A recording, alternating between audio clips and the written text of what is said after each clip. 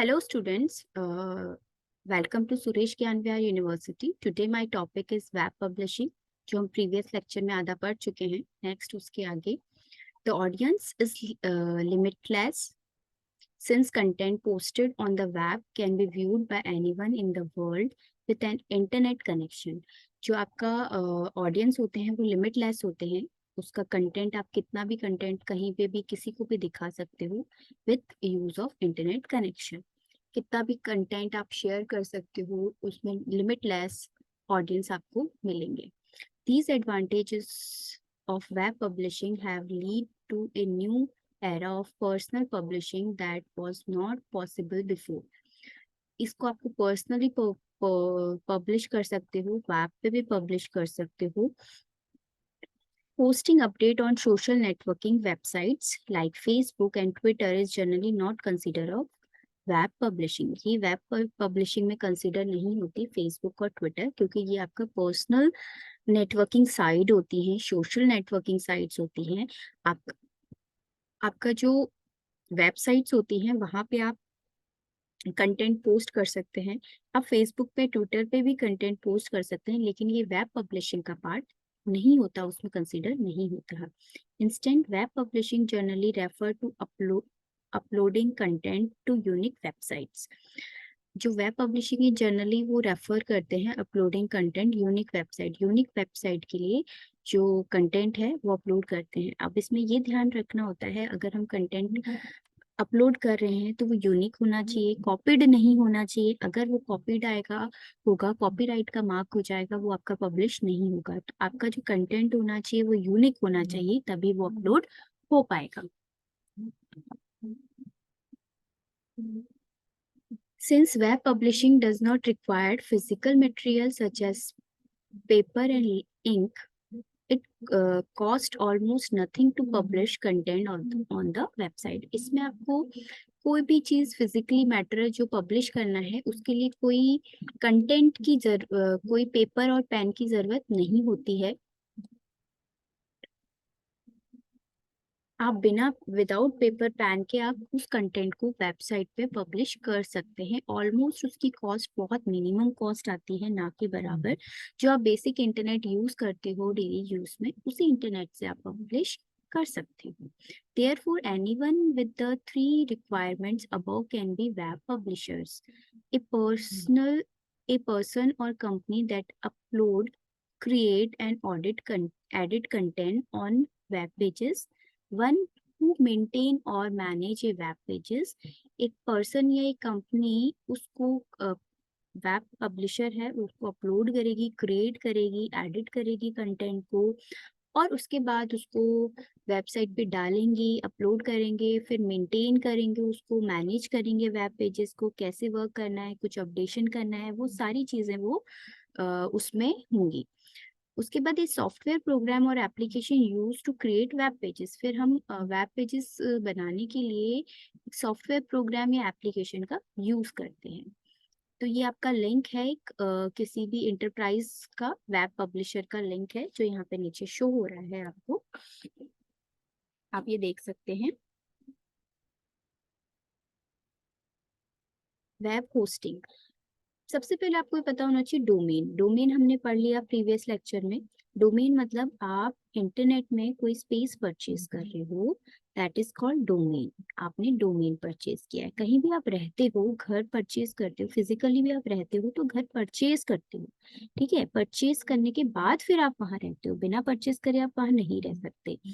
तो ये इंपॉर्टेंट है कि आप परचेज करो उसको, पहले आपको स्पेस परचेज करना पड़ेगा, उसके बाद आप होस्टिंग परचेज करोगे. होस्टिंग मीन्स आप सर्वर परचेज करोगे जहाँ पे डेटा स्टोर रहेगा, तो वो परचेज करोगे. तो web hosting is where you web page or a blog actually site on a computer in a building somewhere when you put it on the internet. Internet पे आपको कोई भी डेटा डालने के लिए, वेब पेजेस डालने के लिए, एक पहले तो आपको डोमेन चाहिए, पहले तो आपको वेबसाइट चाहिए, उसके बाद आपको होस्टिंग चाहिए. क्योंकि अगर आपने डोमेन ले लिया, स्पेस तो परचेज कर लिया, बट वहां पे स्पेस आपने एक सपोज फॉर एग्जांपल मैंने एक प्लॉट परचेज किया, ठीक है, प्लॉट आपने परचेज कर दिया बट वहां पे कोई बिल्डिंग ही नहीं बनी, आप रहोगे कैसे? ठीक है, या कोई घर ही नहीं बना तो आप कैसे रहोगे? तो उसके लिए आपको होस्टिंग लेनी पड़ेगी, घर बनाना पड़ेगा, फिर आप उसमें रहोगे। अगर घर ही नहीं बनेगा तो आप रहोगे कहाँ? तो उसके लिए जरूरी है कि आपका वहां पे घर बना हुआ हो। ठीक है, तो ऐसे ही हम होस्टिंग लेते हैं। होस्टिंग लेने के बाद हम डेटा को वहां पे स्टोर कर सकते हैं, शेयर कर सकते हैं, ये सारी चीजें हम वहां पे कर सकते हैं। उसके बाद it does not matter where in the world you are located and where your web hosting is located. फिर उससे कोई मतलब नहीं होता है कि आप कहाँ पे रहते हो वर्ल्ड में, कहाँ पे लोकेटेड हो, कहाँ पे हो, कहाँ से काम कर रहे हो, इस पे इससे कोई मैटर नहीं होता। आप कहीं पे भी बैठकर अपना काम कर सकते हो, डेटा शेयर कर सकते हो, अपलोड कर सकते हो, ये सारी चीजें आप कर सकते हो। Web hosting is only thing you have to pay for to set up a website. Everything else can be done for free. Web hosting आप इजीली प्ले कर सकते हो, वेबसाइट के ऊपर सेटअप कर सकते हो उसका, और एवरीथिंग डन इज फ्री। कोई चार्जेस नहीं होते उसके, आपको उसके कोई चार्जेस नहीं लगते आपको। आप इजीली उसको वेब होस्टिंग के थ्रू प्ले कर सकते हो। रिक्वायरमेंट्स, क्या क्या रिक्वायरमेंट्स होंगी जब हम होस्टिंग ले रहे हैं? तो पहले तो आपको साइन अप करना पड़ेगा वेबसाइट पे होस्टिंग के लिए। देन उसके बाद होस्टिंग सर्वर प्रोवाइडर, होस्टिंग मिलेगी आपको सर्वर, इसका मैं प्रैक्टिकल भी आपको करा के बताऊंगी। इसके बाद आप साइन अप कर रहे हो फॉर वेबसाइट होस्टिंग, फिर होस्टिंग कर रहे हो सर्विस प्रोवाइडर, आप कोई भी सर्विस प्रोवाइडर लोगे जहाँ से आप होस्ट मतलब एज ए होस्ट परचेज करोगे, होस्टिंग परचेज करोगे। उसके बाद आप चूज करोगे domain name, domain name URL है, डोमेन नेम भी आपको चूज करना पड़ेगा। डॉट कॉम लेना है, डॉट नेट लेना है, डॉट इन लेना है, dot O R G, WG etcetera, ये सारे आप कुछ इसमें से कोई सा भी चूज कर सकते हो। ये पेड है, ये फ्री ऑफ कॉस्ट नहीं है, ये इसके लिए आपको पे करना पड़ेगा। कई साइट्स पे आपको फ्री ऑफ कॉस्ट में मिलता है, डोमेन और होस्टिंग दोनों। तो आप फ्री ऑफ कॉस्ट एक बार लेके ट्राई कर सकते हैं, मैं आपको बताऊंगी कैसे फ्री ऑफ कॉस्ट मिलेगा। एज ए प्रैक्टिकल मैं आपको दिखाऊंगी। Create your website and upload, फिर उसके बाद हम वेबसाइट क्रिएट करेंगे, देन अपलोड करेंगे, और एफटीपी सॉफ्टवेयर वहाँ पे यूज करेंगे। एफटीपी सॉफ्टवेयर आपका file transfer protocol software.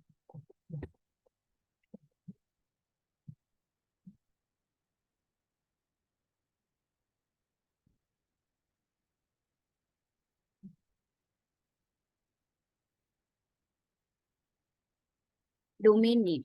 A domain name is the internet address of a website or blog.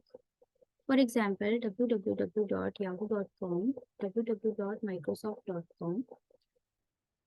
You will need to choose a domain name for your choose. मतलब आपको सबसे पहले domain name choose करना पड़ेगा। अगर internet address नहीं होगा तो आप कुछ भी अपना डेटा उसमें नहीं डाल सकते। Domain name are unique, domain name unique होगा जो आपका आईपी एड्रेस बताएगा। You can only register a domain name that no one else has taken.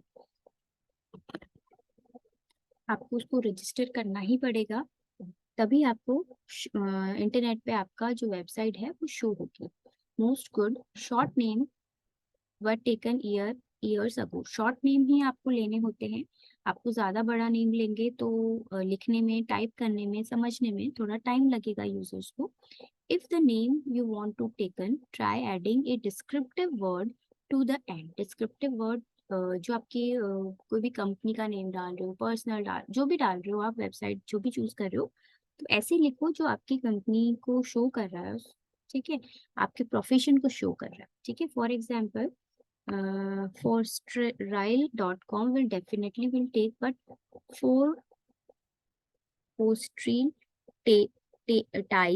tiles.com लिखा है तो दैट मीन्स ये टाइल्स को रिप्रेजेंट कर रही है। तो हम ऐसा लेंगे कि वो इजीली आइडेंटिफाई कर सके किस टाइप की वो वेबसाइट होगी। How to check if domain not exist, आपको चेक करना पड़ेगा कि डोमेन है या नहीं है। मतलब सेम नाम का डोमेन एग्जिस्ट कर रहा है या नहीं कर रहा है, वो चेक करेगा, आपको शो कराएगा कि ये डोमेन अवेलेबल है, ये डोमेन अवेलेबल नहीं है, वो आपको क्लियरली आपको शो करा देगा। All domain hosting service provide offer the service free. जो डोमेन शो कराएगा कि ये डोमेन हमारे पास अवेलेबल है, उसके कोई चार्जेस नहीं लगेंगे, वो फ्री ऑफ कॉस्ट है। जैसे ये सब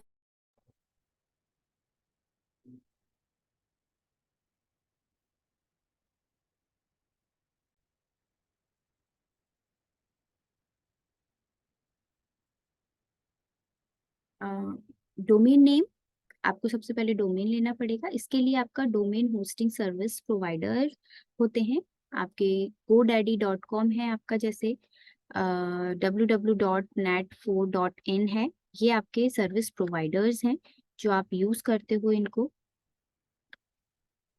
यहाँ से आप सर्विसेज ले सकते हो होस्टिंग की और डोमेन की, दोनों की। Every time you register A domain name, हम सबसे पहले रजिस्टर करते हैं, हमेशा सबसे पहले रजिस्टर करेंगे डोमेन नेम से। The detail of that domain registration must be published in A publicly accessible database called whos.net। यहाँ पे पब्लिक एक्सेसिव डेटाबेस है जिसको whos बोलते हैं। अपलोड प्रोसेस, अब कैसे करते हैं, प्रोसेस कैसे होता है अपलोड, ये हम अपलोड करेंगे प्रोसेस। सबसे पहले हम क्या कर रहे हैं, लोकल कंप्यूटर है फॉर एग्जांपल .com login.php, यहाँ से डेटा हमने डाला, इसमें इंटरनेट के थ्रू हम यहाँ पे पब्लिश करेंगे। ये वेब सर्वर है, यहाँ पे पेज इन HTML में पेज बना हुआ है। The the serve web server is process the request, web server process करेगा रिक्वेस्ट को। PHP पे बनाया है, PHP इंटरप्रेटर, वो चेक करता है कि कोई एरर तो नहीं है, फिर वो वेब सर्वर पे जाके लोड हो जाता है। For example of server side scripting, server side की स्क्रिप्टिंग का एग्जाम्पल ये डायनेमिक वेब पेज है जो आप चेंज कर सकते हो। डायनेमिक वेब पेज और स्टैटिक वेब पेज दोनों में क्या डिफरेंस होता है, डायनेमिक वेब पेज होता है आप उसमें चेंज कर सकते हो, स्टैटिक पेज होता है जिसमें आप चेंज नहीं कर सकते हो, वो कांस्टेंट रहता है। FTP सॉफ्टवेयर, कौन कौन से FTP सॉफ्टवेयर हैं, क्यूट FTP, फाइलजिला, स्मार्ट FTP, ये 3 FTP सॉफ्टवेयर है जो हम यूज करते हैं। आपके top free STP client softwares हैं जो हम यूज करते हैं, जो हम यूज करते हैं जब भी आप वेबसाइट बनाते हैं। तो ये FTP सॉफ्टवेयर्स हैं जो हम हमेशा हर किसी HTML टूल के साथ या वेबसाइट्स के साथ, सबके साथ हम यूज करते हैं। तो अभी तक के लिए यही, उसके आगे हम नेक्स्ट लेक्चर में पढ़ेंगे। Thank you so much for watching this video. Thank you.